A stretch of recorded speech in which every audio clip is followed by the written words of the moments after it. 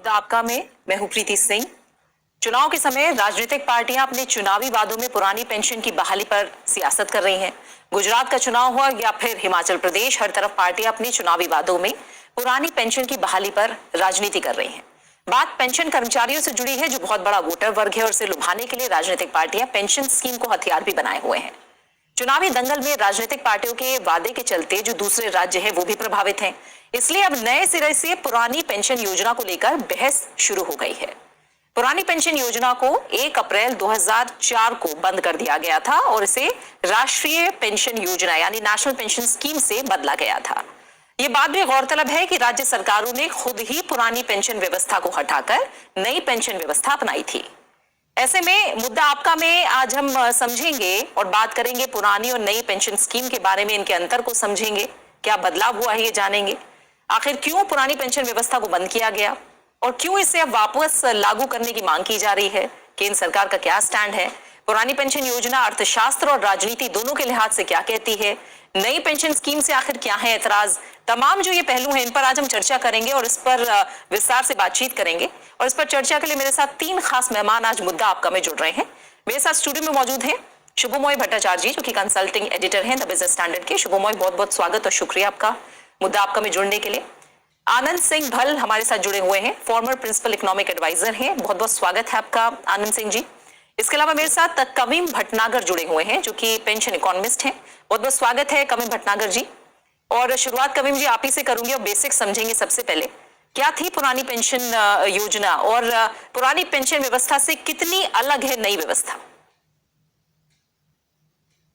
धन्यवाद। देखिए, सबसे पहले हम समझते हैं कि पुरानी पेंशन योजना किस प्रकार की थी। जैसा आपने पूछा, पुरानी पेंशन योजना में यह होता था कि जो भी कर्मचारी केंद्र या राज्य सरकार में आता था, डिपेंडिंग की कौन सी गवर्नमेंट में है, उसको जब वो 60 की उम्र में या 58 जिस वर्ष में भी रिटायरमेंट होता है, उस रिटायरमेंट की उम्र में जब वो रिटायर होता था तो उसकी जो पेंशन थी वो डिपेंड करती थी कि उसने कितने वर्ष की नौकरी करी, क्या उसकी आखिरी सैलरी थी, उसके आधार पर उसकी एक पेंशन की गणना की जाती है। अब हुआ ये था कि जब से वो ज्वाइन करा था, अंतिम दिन तक उसके खुद के तरफ से कोई भी कंट्रीब्यूशन पेंशन फंड के लिए नहीं किया गया। सरकार की तरफ से भी किसी प्रकार का पेंशन कंट्रीब्यूशन उसके लिए नहीं किया जा रहा था। ये ओल्ड पेंशन योजना है। तो जब वो रिटायर होता है तो उसको पेंशन कौन देगा? सरकार देगी। तो कहां से देगी? कोई फंड उसके लिए क्रिएट नहीं किया गया था।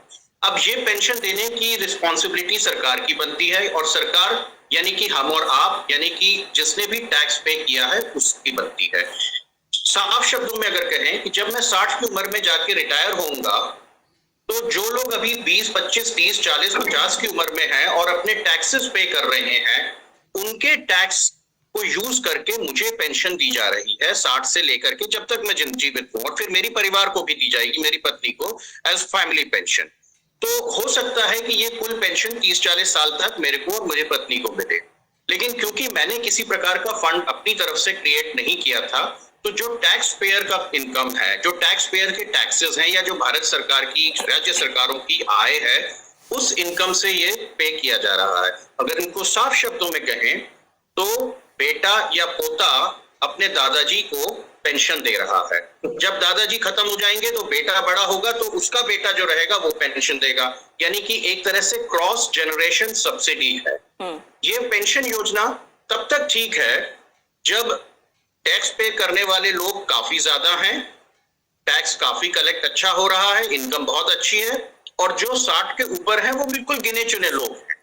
लेकिन भारत में और पूरे विश्व में अगर हम देखें तो जिसको कहते हैं एजिंग पॉपुलेशन, यानी कि पॉपुलेशन हमारी अब धीरे धीरे उम्र बढ़ती जा रही है। जो हमारी एवरेज पॉपुलेशन 25 से 30 थी वो अब 40-45 हो जाएगी। या ये समझें कि 2050 में भारत की जो वरिष्ठ नागरिकों की संख्या है, यानी कि 60 के ऊपर वालों की संख्या, वो लगभग 32 करोड़ तक आ जाएगी। अब 32 crore is a huge number, मतलब कई देशों की पॉपुलेशन अगर आप जोड़े तो वो पॉपुलेशन बनती है जी। तो अब जब ये 60 के ऊपर के कोहर्ट बढ़ते जाएंगे, कई कारण हैं, जैसे हेल्थ का एक कारण है, लॉन्जेविटी एक कारण है, और जो हमारे जो पॉपुलेशन रेट है ग्रोथ का वो कम होता जाएगा। तो ये 60 के ऊपर वाले बढ़ते जाएंगे और 60 के नीचे जो पे करने वाले हैं वो कम होते जाएंगे।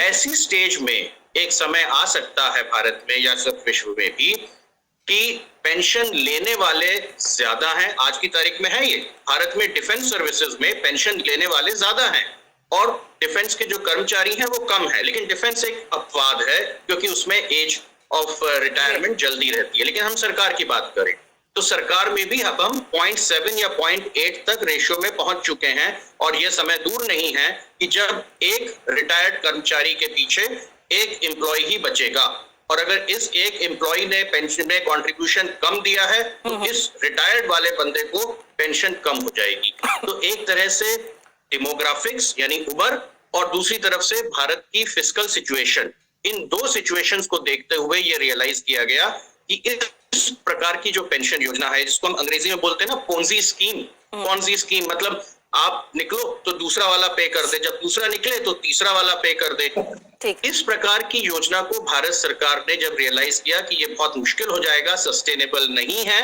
तो 2003 में अनाउंसमेंट किया गया और 1 जनवरी 2004 के बाद में इस योजना को बदला गया। अब बदल की योजना जो आई उसका सबसे पहला प्रिंसिपल ये था कि जिस समय मैं सरकार में ज्वाइन करूं जी उस टाइम से ही मैं अपने बुढ़ापे की तैयारी करता चलूं, यानी मेरी सैलरी में से 10% का कंट्रीब्यूशन सरकार को मैं पेंशन कंट्रीब्यूशन करूं और साथ ही साथ सरकार भी इक्वल अमाउंट 10%, अब 14 हो गया है, सरकार भी इतना कंट्रीब्यूशन करे, नॉट बिकॉज कि वो सरकार है बट क्योंकि वो एक तरह की एम्प्लॉयर भी है। तो सरकारी लोग जो भी 1 जनवरी 2004 के बाद सरकारी नौकरी में ज्वाइन किया और अलग अलग तारीखें हैं राज्यों के लिए भी, जो भी उसके बाद में ज्वाइन करता है उसको नवीन पेंशन योजना, न्यू पेंशन सिस्टम में दिया गया जिसमें वो अपनी पेंशन खुद कंट्रीब्यूट करेगा, सरकार कंट्रीब्यूट करेगी और ये दोनों का जो कंट्रीब्यूशन होगा उसको एक regulated mechanism PFRDA pension fund नियामक के थ्रू उसको एक पेंशन फंड इन्वेस्टर मैनेजमेंट के थ्रू उसको इन्वेस्ट किया जाएगा और ये आपके 60 साल की उम्र तक चलता जाएगा। कंट्रीब्यूशन आपका फंड बढ़ता जाएगा और 60 साल की उम्र के बाद जितना पेंशन आपके फंड में इकट्ठा हो गया है, जो कॉर्पस आपके फंड में इकट्ठा हो गया है, उस फंड से आपको पेंशन दी जाएगी। इसका मतलब ये है कि जैसे पूर्व योजना में लोगों को मिलती थी अपने सैलरी और number of years of service के आधार पे एक फिक्स्ड इनकम मिल जाती थी और वो हर 6 महीने में डियरनेस रिलीफ के साथ बढ़ती थी, 10 साल बाद वो शायद रैंक के हिसाब से भी बढ़ जाती थी। नवीन पेंशन योजना में एक फिक्स्ड कॉर्पस जब तक आपका 60 तक बना है सिर्फ उसी के आधार पर आपको पेंशन मिलेगी।